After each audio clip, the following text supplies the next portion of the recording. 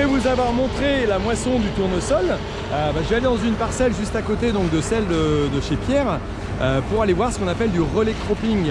Alors pour vous expliquer un peu l'état d'esprit, c'est relayer, donc c'est une double culture qu'on va implanter donc, avec un semoir sur lequel on va couper 3 rangs sur 5, on va en laisser 2 pour le blé dur.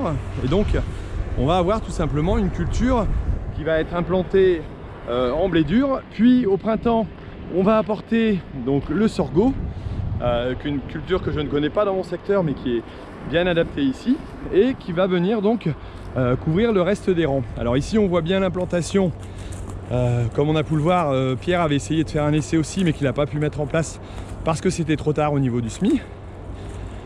On voit les 2 rangs, 3 rangs ont été libérés, ça permet de biner aussi entre deux. Bon ici la bordure a été ratée concrètement.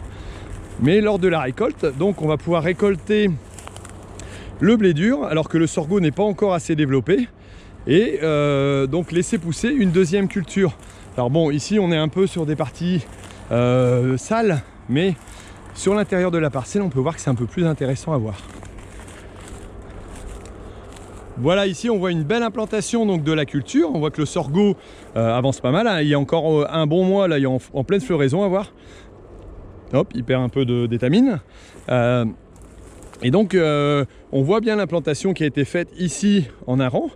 Et l'objectif ce sera pour la 3e culture qui va être un tournesol, de retravailler uniquement le rang qui se trouve entre deux et de le ressemer donc en tournesol afin d'éviter de retravailler. Donc on n'aura qu'un travail du sol pour 3 cultures sur 2 années et ensuite on pourra reprendre sur un semis de blé simplifié. Alors il s'agit bien entendu de faire les traces qui sont adéquates pour pouvoir réaliser ça, ce qui est pas forcément évident, mais maintenant avec les RTK on peut pouvoir y arriver et donc d'avoir quelque chose qui soit bien linéaire et bien adapté. Et donc en plus de ça, voilà, on a une couverture du sol qui est faite entre deux juste après les blés, sans implantation d'autres cultures, vu que ça a été implanté au printemps. Et on a donc un bon développement et des cultures qui succèdent. On ne laisse jamais le sol nu, même en hiver.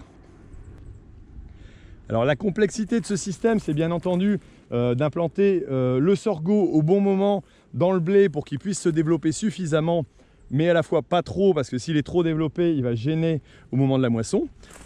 Et s'il est trop tard, il va tout simplement pas se développer à temps pour pouvoir être récolté dans des bonnes conditions. Et en plus, bien entendu, d'une année sur une autre, ça va être plus complexe de pouvoir le faire.